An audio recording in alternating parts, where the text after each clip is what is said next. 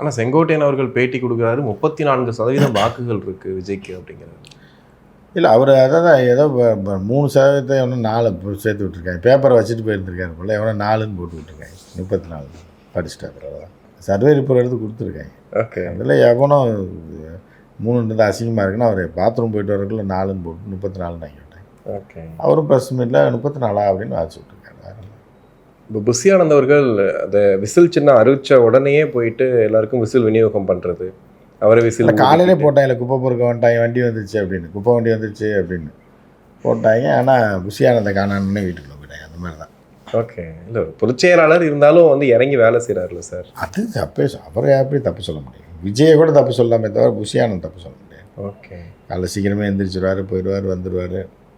11 மணிக்கெலாம் தூங்கிடுவார். Okay. Night இல்லை, காலையில்.